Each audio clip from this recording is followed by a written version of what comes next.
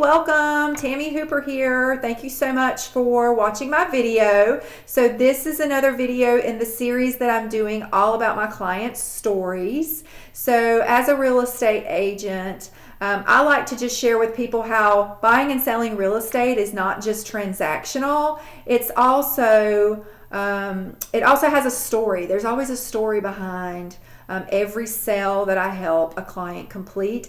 And what's so great about it is I get to have an impact on that, and I get to have a part in that story. Sometimes I play a part that impacts my clients' lives, and then sometimes my clients play a part that impact my life, or sometimes it's both.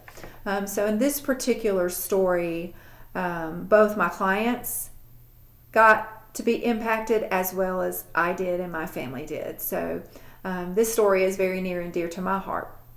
So I had this client in North Carolina, so I get to work in North Carolina and South Carolina because I live so close to the North Carolina-South Carolina border, and I was born and raised in North Carolina, and I've lived in South Carolina for over 20 years. So I know areas of both states, and I work in those areas. So I had this client in North Carolina who lived in an area of the state where it was just growing. People were moving from all over the world to this part of North Carolina. And he came to me and he said, Tammy, I really need your help because I've got to find a more affordable place to live. But I love my job. I don't want to leave my job. So I need to move somewhere that's more affordable, but I need to be close enough where I can continue to commute back and forth to work. So I said, okay, I can help you with that. So let's find you a home in South Carolina, just across South Carolina border. That way you can still commute to your job in North Carolina, but it'll be more affordable in comparison to where you're living now.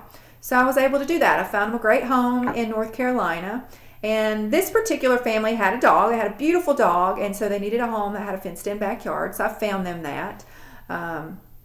And so that way everybody in the family could be happy. So this house was great. So we got everything done. We were ready for closing.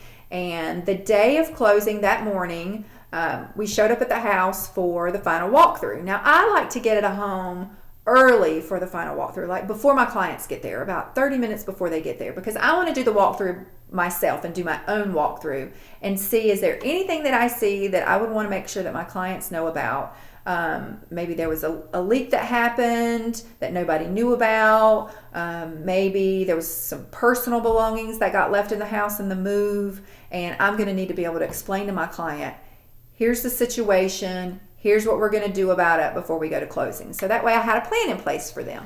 So I like to just be prepared. Anybody that knows me is I like to be prepared. I don't like for my clients to be surprised. So I got there early, and when I got there, I pulled up in the driveway, and there was this beautiful gray cat sitting in the driveway. Now, you guys see my little kitty mug here. If you're keeping up with me on my Facebook page, Tammy Watts Hooper, that's my personal page. My Facebook business page is Tammy Hooper Realtor, which I don't really post anything about animals on that page. But on my personal page, you see me posting videos of my cats because I love cats. I love animals. I had a golden retriever for 19 years and love, love, love that dog. And after he passed away, I decided I was going to get new pets, and I got 2 cats. So I went to the local in South Carolina, I went to the local animal organization where they had cats available for adoption, and I rescued these 2 beautiful cats. So you'll see them on my Facebook page if you ever go to my page. And so I love these cats so much. And I see this cat, and I'm like, oh, she's so pretty. You know, she must be an outdoor cat. She belongs to somebody that lives here in the neighborhood. So maybe I'll go and pet her and say hello to her before I go inside. So I go say hello to the cat. I go up on the front porch of the house. She follows me on the front porch, and I'm thinking, okay, well, she's a friendly cat. She likes me. She knows I like cats. Cats recognize, people who love them. So I'm like, okay, she just wants to be around me. So I go to open the door, and she's like at the door, like ready to just run through the front door. And I thought, oh no, I cannot let her in this house. So I decided I was just going to be sneaky and go around to the side door. Nope. She ran. She ran to that, like she knew I was going to the side door. She ran to the door and got there before I did. And I was like, okay, see what's going on here. All right, so I got to figure out how I'm going to get back to the front door before she does. But it's on a porch, it's got some steps, so I'm like, okay, let me just act like I'm going to open this door and then run for it. So that's what I did. I took off running and I ran to that front door, and that cat beat me. You know, cats can jump. She runs and she jumps up on the porch rail and up to the front door, and she's waiting. And I thought, I am never going to get in this house. I've got to get in here before my clients show up. So I thought, okay, what do I have in my car? Do I have any cat treats? Do I have any cat food? Do I have any water? Do I have anything? Do I have a string? You know, if you know cats love strings. It's like you can go and spend $100 on toys, but all they want to do is play with a shoelace. So I thought, okay, I've got to have something in this car that I could distract this cat with. So I go to the car, and you know, real estate agents, their office is in their car because we're always in our car because we're out showing properties. We're, you know, driving to listings. We have everything we need to do business in our car. So I have a bottle of water. I have a pair of scissors. And believe it or not, I have a little bag of cat treats.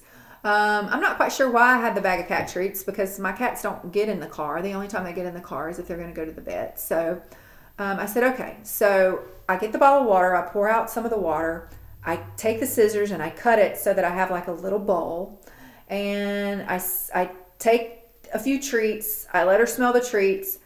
I go over to like the border where there's like some bushes, and I'm like, okay, I need her to be as far away from the door as possible to give me like a running head start because this cat is like fast. So I go over, I put the food and the water down, and she goes for it. She's eating the food, she's drinking the water. I run to that side door because it didn't have like it was just easier to get into. So I run to the side door, I shoot inside the house, and I do my walkthrough. Then I'm thinking, okay, my clients are going to show up, and this little cat is still going to be here. And when they try to come in, she's going to do the same thing to them. Okay, what are they going to think? Is this going to be like a terrible experience? You know, they have a dog. Maybe they don't like cats. I don't know. Maybe, you know, somebody in the family is allergic to cats. So I'm kind of worried about that. So I'm thinking, what am I going to do? Well, there's really nothing I can do. So the family shows up, and we're going to do our final walkthrough. And of course, when they pull up, here comes the cat. And I thought to myself, okay, maybe they love cats. I knew they had a dog, didn't know if, you know, they like cats. So they get out of the car, and they have a child with them, a younger child, and the child loves the cat. So the child is playing with the cat, and I thought, okay, well, this might be a good distraction. Maybe he can play with the cat enough for us to get inside the house. So we did. We go inside the house. We walk around. I turn around, and here's the child holding the cat in the house. He's brought the cat inside the house. And I thought, okay, wonderful. I don't have to worry about it. They like cats. They're okay with cats. If the cat wants to be in the house while we're doing the walkthrough, that's fine. Apparently, this cat had been in the house before because it was so adamant about coming in the house. Obviously, I didn't want the cat in the house because my clients didn't own this house yet. Anything could have happened, so I didn't really want the cat in the house. He brought the cat in the house. So I say, okay, why don't you take the cat outside? We're going to finish doing the final walkthrough. Everything was good. I didn't see anything, but I want you to walk through. And then, you know, we can go from there. So the child took the cat outside. We come outside, we finish the walkthrough. We're getting ready to go to closing. And one of my clients says to me, Tammy, you know, we have a dog, and I don't think he's going to do too well with this cat. Who does this cat belong to? I said, you know, I really don't know who this cat belongs to, but I can find out. I'll try my best to try to find out. So I'm sitting here thinking, is this an outdoor cat? Is this that somebody owns? I could probably knock on a few doors and find out who owns the cat, and let them know there's a family moving in who has a dog, who, you know, is not used to being around cats. This dog is going to be inside outside dog. He's going to be outside the fence. So, you know, they might want to be mindful of their cat. But I also knew the family that lived there before also had a dog. So, you know, maybe this cat is used to being around dogs. But if it is a stray cat and doesn't have a home, I was kind of worried about that too. So, of course, me, the person who loves cats, me, the real estate agent who always wants to do a good job for my clients, whatever I've got to do for them, I'm happy to do. I said, okay, I will find out who this cat belongs to. They were moving in that day. They didn't want this cat, under their feet while they're trying to move in. This cat obviously was not going anywhere. This cat, she had decided this was her home and she lived here. So I got on the phone and I called my husband and I said, hey, listen, there's this cat over here. Here's the address. She's so cute. Come and get her. Take her to the local vet. And, there's a vet close by. And see if she has a chip. And we'll see who she belongs to. But come and get her. And if she doesn't belong to anybody, we'll find out where she belongs. We'll find a home for her, whatever. It's a cat. We can do that. We love cats. It's just one cat. We can find a home for her. So my husband comes to get the cat. I go with my clients. We go on to closing. Everything's fine. Closing's done.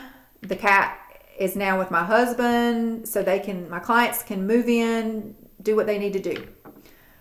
And we were excited about that. So I get home and my husband is at home with this cat. So the cat is now at my house. And I said, okay, well, obviously it's my house. What was he going to do with her? So he said, okay, I need you to sit down because I have some news for you. And I said, oh, he said, yeah, it's about the cat. And I said, okay. So I'm thinking, what is this news? Like, what could it possibly be? So I sit down and he says, okay, so I took her to the vet. She's fine. She doesn't have any diseases. She, so she can be around our cats. That was, one of our concerns with bringing her home was, can she be around our cats? She's fine. She does not have a chip. So if she belongs to somebody, we don't know who she belongs to. And I said, okay, well, that's all great news.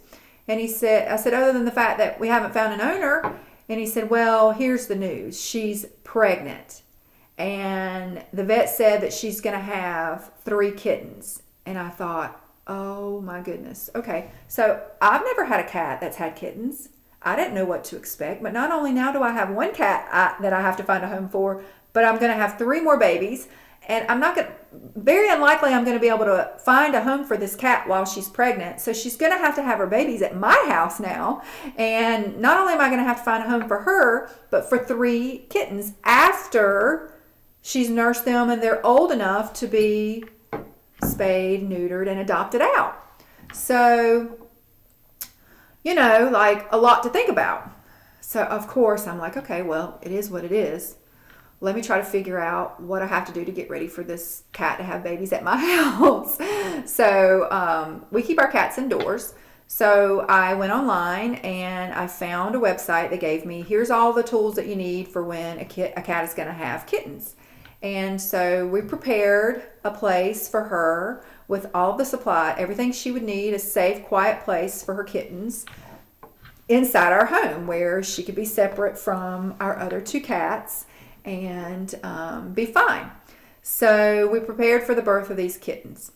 And I told my husband, I said, okay, let's take her to a veterinarian that we take our cats to. Because the vet that you took her to before, this was just a vet that was close by to where she was because we wanted to immediately make sure she was okay and didn't have any injuries or, didn't have any issues that would needed to be addressed before we brought her to our home.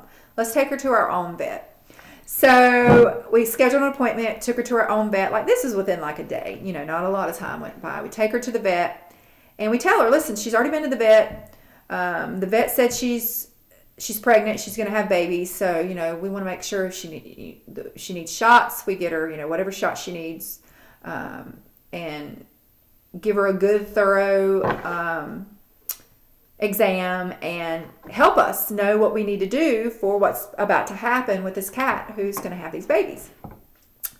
So our vet starts looking at this cat and she says, well, some news for you. And I thought, oh gosh, what now?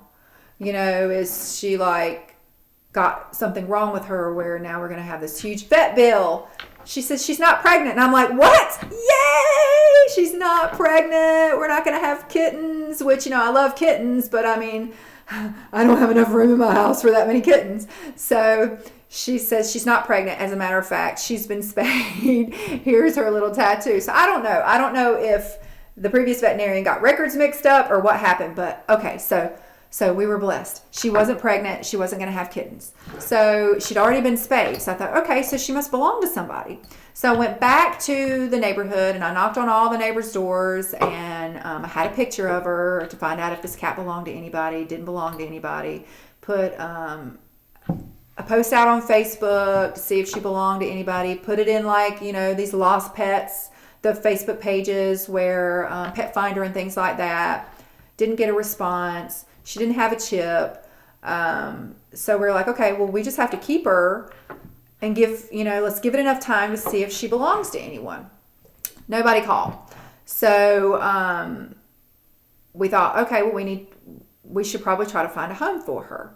Well, during that time that she had been living with us, I had gotten a phone call from my client who bought the home. And she said, Tammy, I just need to know what happened to that cat, because the child that was, I don't want to give away too much information about my clients, but the child that was with us, he had kind of gotten a little bit attached to the cat. And he was asking about the cat. And she's like, listen, I need to be able to tell him what happened to this cat because he's asking about the cat. And I said, oh, okay. So I took pictures of the cat and I mailed them to her so that he would have some pictures of the cat. And obviously I sent some text messages with pictures of the cat so that he could see the cat. And he knew that the cat was okay, that, nothing had happened, nothing bad had happened to the cat, that the cat was happy and being cared for. And bring this story to an end, because I know this is a long story. I ended up adopting the cat. So the cat ended up staying in our home and became a very happy member of our family. So we ended up with 3 cats. So we started with 2, now we have 3. And so this story ended very happy. So it started off with a challenge of, okay, what's going to happen? Because if this cat stays here, it's going to be, this is a home that my clients are moving into, and they're showing up with a cat on their front door. Not everybody's going to be happy about that. But we found a great home for the cat at my house. And so every year, when I send them a happy house anniversary card, I also send them a picture of the cat because she's now my cat. So really good, happy story, and this cat has changed my life. I love her so much, and she has a very different personality from the other 2 cats that I have. So she brings a lot to our family, and I'm very fortunate to have found her. I'm sorry that if she had a family before, we weren't able to find them, but I don't know that she had a family. So now she has a family. She's happy, and my clients are happy because they were able to move into a home where they didn't have a visitor showing up at the front door every time they wanted to come in and out. And I'm able to keep them updated on the cat. So there's another story, a happy ending for one of my clients. I hope you enjoy it. Please don't call me about adopting any cats because I don't need any more. That 3's enough. Thanks so much. Y'all have a great day.